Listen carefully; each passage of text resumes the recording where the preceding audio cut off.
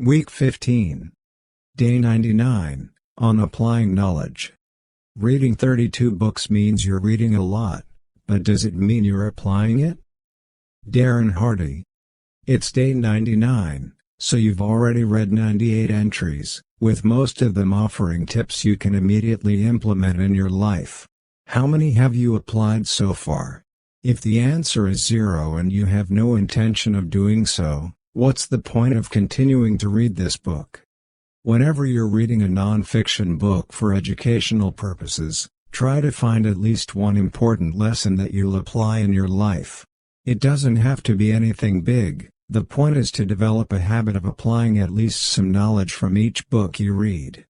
I'll give you some examples from my own reading list. When I read The One Thing by Gary Keller, I decided to always seek only one key action to improve any given area of my life. In the case of my self-publishing business, it was the decision to stick to a consistent publishing schedule, an activity I discovered to be the one thing that makes everything else easier or unnecessary, and foregoing any other endeavors that take a lot of time, but bring few results, such as participating in social media. When I educated myself about dividend stock investing by reading some books, countless articles and blog posts, I used their suggestions for building my own portfolio. Within a couple of weeks of educating myself about dividend stocks, I'd already bought some shares. When I read 2 practical books about rock climbing, I identified a technique I considered to be a key tool for self-improvement. Establishing a specific intention prior to scaling a wall, such as an intention to focus on proper hip positioning, and started using it during my workouts. If you finish a non-fiction book and don't act upon any of its suggestions, you've wasted time. When reading, always think about how you can apply the teachings in your own life, not about how you can finish the book faster so you can begin reading another one. Day 100. On being a leader. If you wish to control others, you must first control yourself. Miyamoto Musashi. One good way to boost your willpower when you're struggling to maintain it is to remind yourself of the benefits of self-control. In other words, give yourself an answer as to why you should resist yet another temptation and stay self-disciplined. Failing to find a good answer will make you succumb to the urge, so it's useful to know as many practical benefits of self-discipline as possible. One overlooked benefit of self-control, or a big weakness in a person who lacks it, is that leadership is impossible without it. If you demand self-discipline from others, you should first have it yourself. Otherwise, you'll lack the credibility that makes other people want to follow you. This applies not only to the most common use of the word leader, such as a business leader, but also to any other role in which you're responsible for the well-being of another person, of a group of people, being a parent, being in a relationship, being a part of a local community, etc. Whenever you're struggling to stay disciplined, think of people whom you consider your loyal followers, whether they're your colleagues, your children, your friends, or your neighbors. What would they think of you, and would they still be willing to follow you, if they knew that you'd failed to embrace the quality that they admire in you so much that they consider you an important person in their lives? Day 101, on the ultimate excellence in self-discipline. Ultimate excellence lies not in winning every battle, but in defeating the enemy without ever fighting. Sun Tzu. Some people wrongly believe that self-discipline is a never-ending series of battles with temptations. Today you're battling against the temptation to drink wine, tomorrow you'll battle against the temptation of laziness, and the day after tomorrow you'll struggle with the temptation to eat pizza instead of steamed vegetables. In the meantime, you'll have dozens of smaller skirmishes, each attacking you from a different front. In reality, if your life looks like that, there's little chance that you'll stay self-disciplined in the long haul. The ultimate goal is to design your life in such a way that you'll rarely fight against temptations. There are 3 primary tools you can use for that. 1. Identity change. When your identity changes, you no longer need to desperately fight against temptations because you don't see them as such.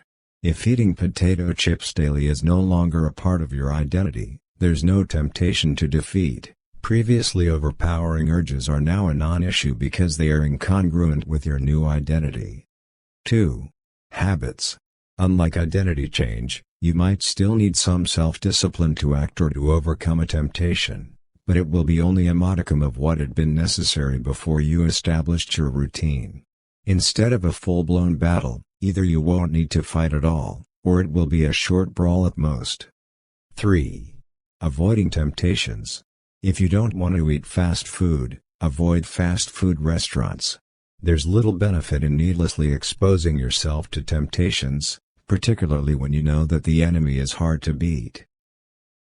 Day 102, on the deeper meaning behind temptations. Monastic rules that advise renouncing liquor, renouncing sex, and so on are not pointing out that those things are inherently bad or immoral, but that we use them as babysitters. We use them as a way to escape, we use them to try to get comfort and to distract ourselves. Pema Chodron. Deconstructing a temptation piece by piece can uncover interesting facts about why you engage in them at all.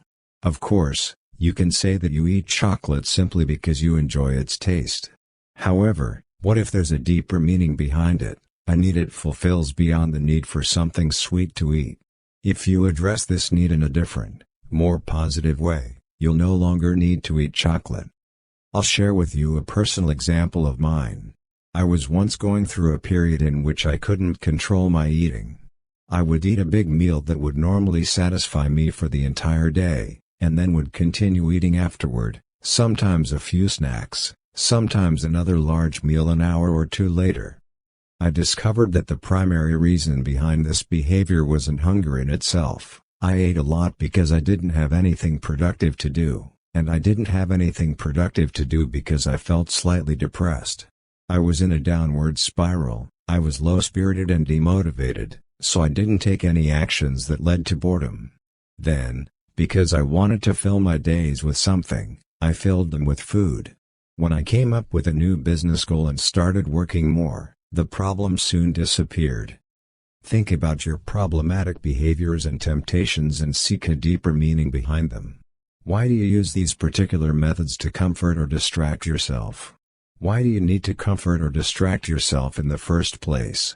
What is the trigger or emotional need that leads to the negative behavior, and what kind of emotional payoff do you expect to get out of engaging in it? Day 103, Uncontrolled Burn. Small forest fires periodically cleanse the system of the most flammable material, so this does not have the opportunity to accumulate. Nassim Taleb. Fire is a natural part of the forest ecology. Regular small fires serve a cleansing purpose, reducing the amount of fuel buildup and consequently lowering the likelihood of a potentially large, disastrous fire. Fires promote the growth and biodiversity of surviving healthy vegetation when the old, sickly trees burn and the ashes add nutrients to the soil. Moreover, burned trees provide habitat for the wildlife which often grows in numbers after a fire. A controlled burn is a strategy that foresters around the world use to regulate plant and animal life, usually as a way to reduce the risk of a larger, uncontrolled fire. You can use a similar strategy. Give yourself some slack every now and then to prevent yourself from a massive, uncontrollable loss of self-discipline. The most obvious application of this technique is in dieting, allowing yourself a cheat meal every now and then will help you avoid an unplanned cheat day or cheat week that could result in disastrous consequences for your long-term progress. You can use a controlled burn in any other endeavor that requires you to maintain high levels of self-discipline for a long period of time. For example, if you're working hard on your business, every other week give yourself an entire day to slack off instead of working your fingers to the bone and burning out. Controlled burns, as long as they remain controlled and limited to a defined period of time, can increase your long-term discipline, so don't feel guilty about scheduling one every now and then. You might temporarily lose some momentum, but in the long haul it will be worth it. Day 104, on the past predicting the future. The best predictor of future behavior is past behavior. Phil McGraw.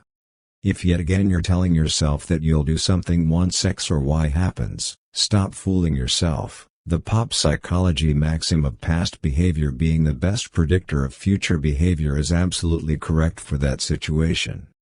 This cynical rule isn't always right. If it were, nobody would ever be able to change. However, it holds true whenever you've been thinking of doing something for years and always ended up by putting it off, thinking that when the conditions would change, you'd certainly do it. There's only one way to get out of this trap: when you catch yourself making a list of the right conditions before you act on your goal, tear the list up and take action now. If you're telling yourself that once the conditions are right, you'll surely do it, count how many times you told yourself the same thing before, and didn't ever do it at all, and add one more instance, because that's what most certainly will happen this time, too. Day 105, on predicting when you'll give in. People who think they have the most willpower are actually the most likely to lose control when tempted. Why? They fail to predict when, where, and why they will give in. Kelly McGonigal.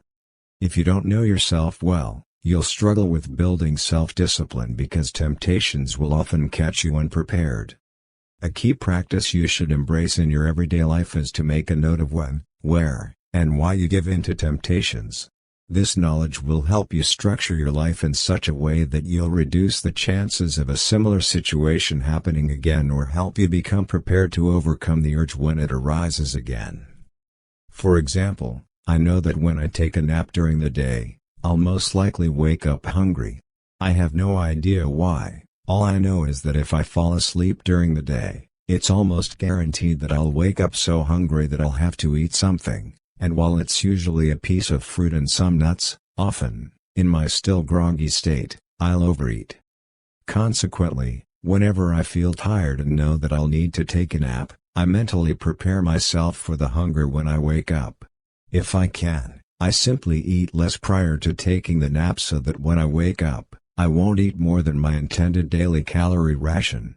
Alternatively, I try to set up a meeting with a friend so that when I wake up, I'll immediately have to leave, with no time to spare for a visit to the pantry.